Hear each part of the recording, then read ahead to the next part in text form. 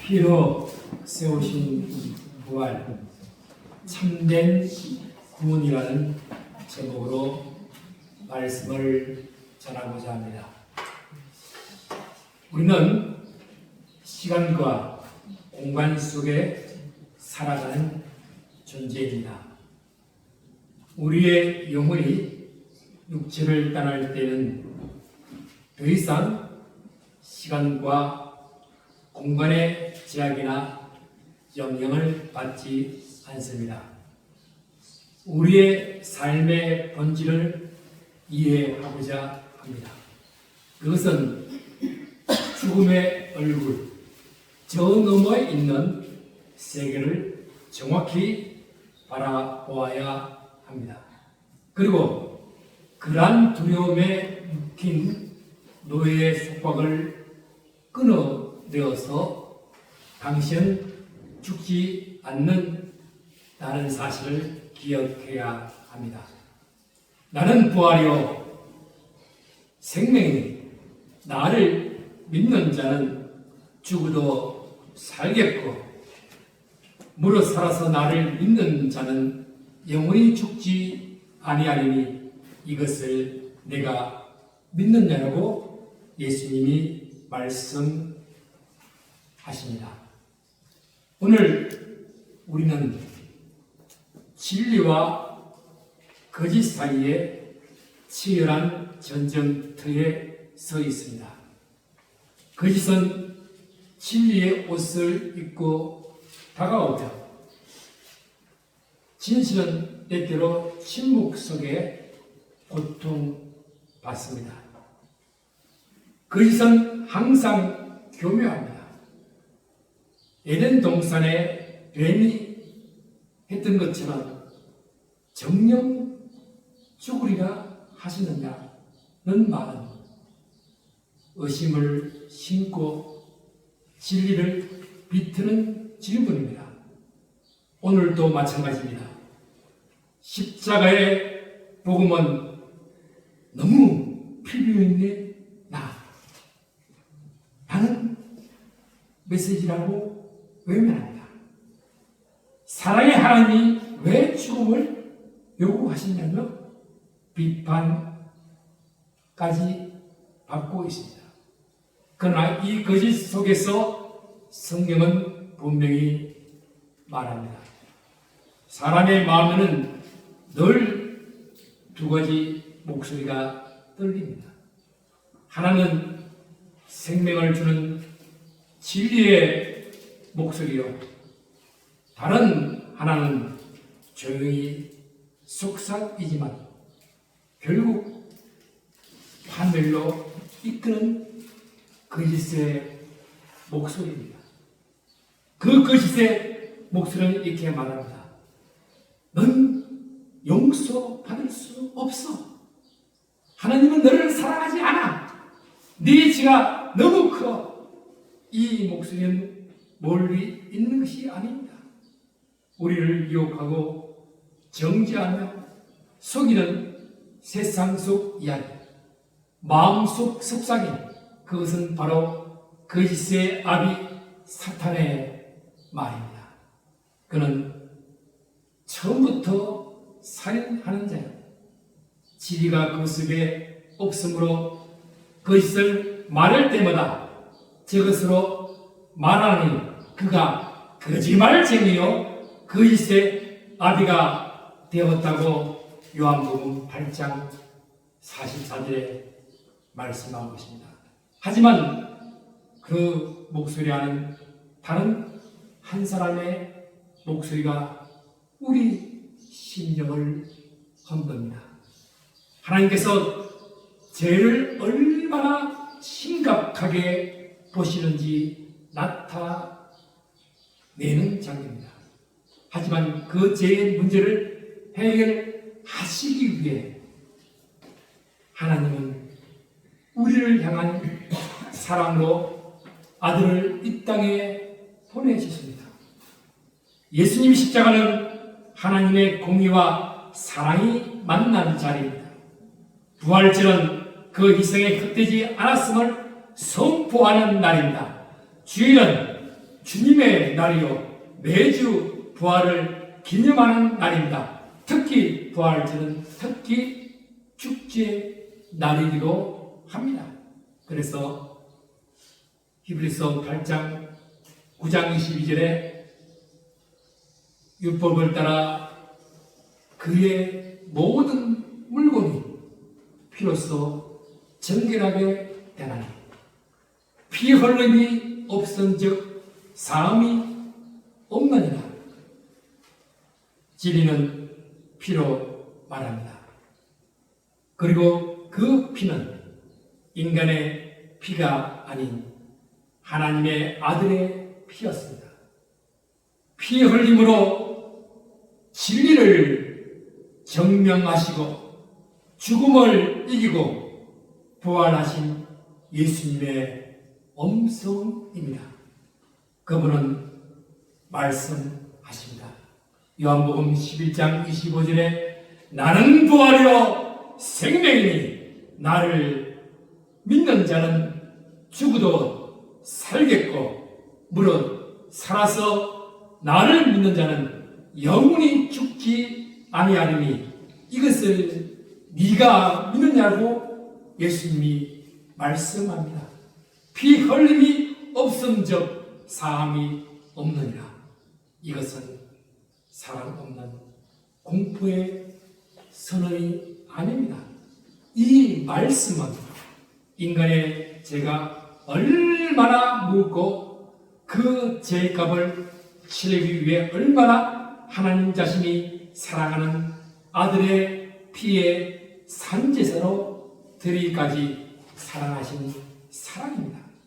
그래서 하나님의 세상을 이처럼 사랑하사 독생자를 주셨으니 이는 그를 믿는 자마다 멸망치 않고 영생을 얻는다는 것입니다.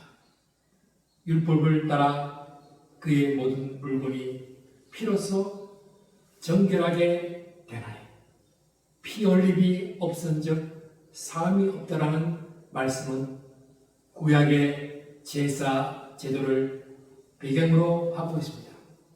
구약에서 하나님은 이스라엘 백성의 속죄를 위해 반드시 피를 요구하셨습니다. 출애굽기 12장은 6월절 어린 양의 피가 문설주에 발라졌을 때 죽음의 사자가 넘어갔습니다. 패스오버 6월절 이 피는 백성의 생명을 구한 표식이 있습니다. 그래서 레위기서 17장 11절에 이렇게 말씀합니다. 육체의 생명은 피에 있습니다. 내가 이 피를 너에게 주어 제단에 부여 너희의 생명을 위하여 속죄하게 하였나니 생명의 피에 있으므로 피가 죄를 속하느니라. 하나님은 죄에 대한 대가로 죽음을 요구하시고 그 죽음을 대신한 것이 바로 피 흘림이었습니다. 그러나 그것을 어디까지나 잠정적인 해결이 있고 반복된 제사는 완전한 속죄를 이루지 못했습니다. 그래서 히브리서 9장 23절 24절 같이 읽겠습니다. 그러므로 하늘에 있는 것들의 모형은 이런 것들로서 정결하게 할 필요가 있었으나 하늘에 있는 것들은 이런 것들보다 더 좋은 제물로 할지니라. 그리스도께서 참 것의 그림자인 손으로 만든 성소에 들어가지 아니하시고 바로 그 하늘에 들어가서 이제 우리를 위하여 하나님 옆에 나타나시고 그리스도의 희생을 설명할 때에 구약의 성막과 비교합니다. 예수님은 성전에서 짐승의 피를 들고 들어가는 대제사장이 아니라 자기 몸을 제물로 드리신 참 대제사장이 계십니다. 그분은 하늘 성소에 들어가셨고 그 피는 단 한 번, 그러나 영원한 속죄를 이루셨습니다. 구약의 제사장은 반복적으로 피를 들었지만 예수님은 단 한 번 자신의 피로 완전한 속죄를 이루셨습니다. 그리고 하늘 성소에 들어가셨습니다. 이 사건은 단순한 종교적 행위가 아닌 인간 역사 속에서 진리의 회복이었습니다. 진리는 말씀이며 말씀은 생명입니다. 예수님은 구약의 제사장처럼 반복적으로 제사 드리러 오신 분이 아닙니다. 그분은 단번에 자기 자신을 드려 하늘의 참된 성소에 들어가셨습니다. 이 성소는 더 이상 손으로 지은 성전이 아니라 하나님의 보좌가 있는 하늘입니다. 예수님은 죽으심으로 끝난 것이 아니라 죽음을 지닌 영광의 자리로 성천하셨습니다. 이 성천은 부활의 확실한 증거이며 우리의 믿음의 다시입니다. 이브리서 9장 25절 26절 같이 읽어봅시다. 대제사장이 해마다 다른 것의 피로서 성소에 떠나는 같이 자주 자기를 드리려고 아니할지 그리하여 그가 세상을 창조할 때 자주 보혈을 받았어야 할 것인데 이제 자기를 단번에 제물을 드려 죄를 없이 하시려고 세상 크기에 나타나셨나이다. 여기서 26절과 28절에 단번에 라는 말이 반복됩니다. 이는 진리의 핵심입니다. 그것은 인간이 계속 무언가를 해야만 한다고 말하지만 복음은 예수님이 단번에 모든 것을 이루셨다고 말합니다. 바로 은혜의 말씀, 진리의 말씀이기 때문입니다. 그 죽음은 부활, 피로 세우신 부활, 참된 구원의 완성이기도 합니다. 그래서 27절 말씀 읽겠습니다. 한번 죽은 것은 사람에게서 정한 것이요 그 후에 심판이 있습니다. 사람은 한 번 죽는 것이 정해져 있습니다. 그러나 예수님은 죄 없으신 분이셨기에 죽으심은 자신의 죄 때문이 아니라 우리의 죄 때문입니다. 그분의 죽음은 우리를 대신하신 희생이었고 부활은 그 대속이 완전히 받아들여졌다는 하나님의 선언입니다. 부활은 단순한 기적이 아니라 새 생명의 시작입니다. 예수님의 죽음은 끝이 아니라 생명을 여는 문입니다. 내가 곧 길이다, 진리다, 생명이다, 부활이다 라는 말씀입니다. 그래서 28절 읽읍시다. 이와 같이 그리스도 많은 사람의 죄를 감당하시도록 한 번에 들으신 바 되셨고 구원의 이르게 하기 위하여 죄와 상관없이 살기를 바라는 자들에게 두 번째 나타나십니다. 한 번에 once for all. 구약의 제사는 매년 반복되었지만 예수님의 죽음은 한 번으로 충분한 죽음이었습니다. 왜냐하면 그분의 피는 헐먹고 완전했기 때문입니다. 그리고 그 다음은 심판입니다. 사람은 누구나 죽음을 피할 수 없고 죽음 뒤에는 반드시 하나님의 심판이 있습니다. 그 심판을 피할 길은 단 하나, 그리스도의 피로 세우신 부활, 참된 구원에 의지하는 것뿐입니다. 예수님의 재림을 말합니다. 처음 오신 예수님은 죄를 위해 오셨지만 다시 오실 그분은 생명을 완성하러 오십니다. 부활절은 우리가 그 재림을 기다리는 이유입니다. 예수님의 부활은 우리도 그와 같이 살아날 것이라는 약속의 보증수품입니다. 우리는 죽음을 두려워하지 않습니다. 왜냐하면 생명이신 그분의 부활하셨기 때문입니다. 부활은 단지 과거의 사건이 아닙니다. 부활은 현재의 능력이자 미래의 소망입니다. 우리는 예수님을 믿음으로 지금 이 순간에도 죽음에서 생명으로 옮겨진 자들입니다. 죄와 사망의 근세는 끝났고 우리의 부활의 생명을 우리는 하나님의 자녀가 되었습니다.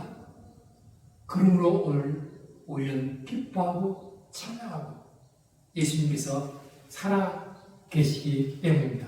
성도 여러분, 지금 우리는 진리의 거짓이 뒤섞인 시대를 살고 있습니다. 그러나 기억하십시오. 진리는 상대적이지 않습니다.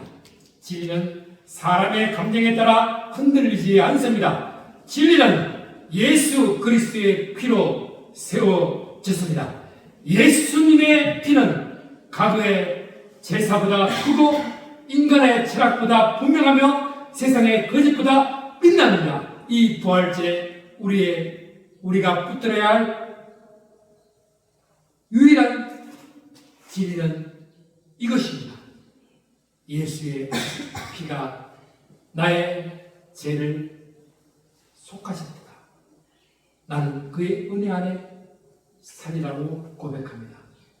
피로 세우신 부활, 참된 구원으로 나아가는 성도 여러분, 이제 우리의 주님의 피와 살을 기념하며 그분의 죽으심을 선포하고 다시 오심을 기다리는 이 성찬의 자리로 나아갑시다.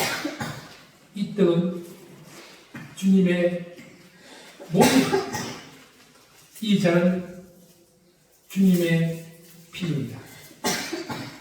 믿음으로 성찬에 참여하는 우리가 되시기를 축원합니다. 하나님 아버지, 성찬에 참여하는 자들은 주의 흘리신 보혈로 구원받는 것을 믿음으로 천국에 이르는 줄 우리가 압니다. 주여, 우리를 하나님 나라에 들어가게 믿음으로